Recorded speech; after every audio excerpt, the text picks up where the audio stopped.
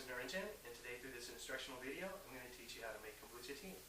To start off with, you're going to need some basic accessories. First, you're going to need some tea in a tea bag, or else a tea ball in using ball tea.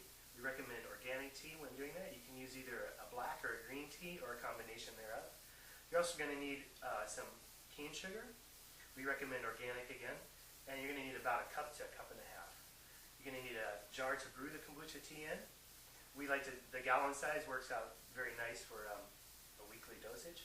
And then something to cover it with, a piece of cloth, and something to secure that on the top.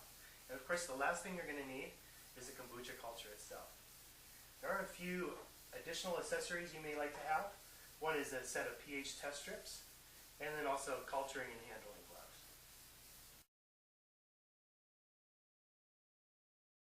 Now the first thing you're going to want to do is boil some water. We recommend using filtered or distilled water versus city tap water. If you have well water, that is fine too. You're going to want to start boiling a gallon of water. Once that has come to a boil, you're going to go ahead and turn down your flame to a low-medium heat. And now it's time to add the cane sugar.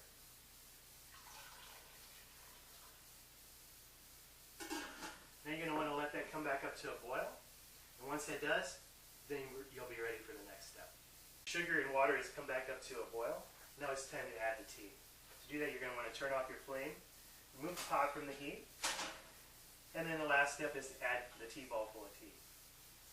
You're going to want to allow that to steep for 10 minutes to allow food for the kombucha cultures.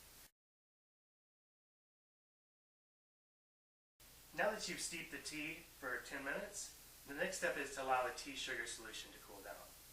You can do this by checking with a thermometer until it drops to room temperature, or just simply allow it to cool overnight. The very last step after the tea sugar solution is cooled down is to add the kombucha cultures itself. To do this, wherever you obtain the culture from, you're going to want to remove the culture. Be sure to wash your hands and have clean hygiene when handling the cultures. Simply just place the culture into the fresh tea sugar solution, and then add enough starter tea to acidify the tea sugar solution.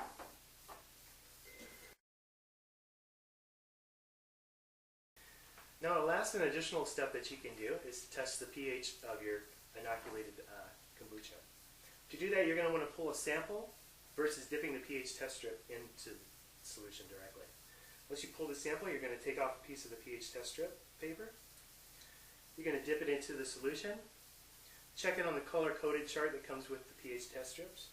Ours reads at 4.0.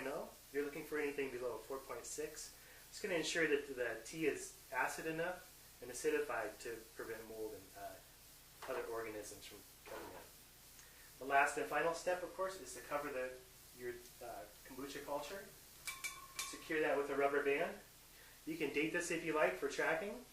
You're going to want to allow this to set for 7 to 14 days, after which your kombucha tea will be ready. Thank you very much, and happy culturing.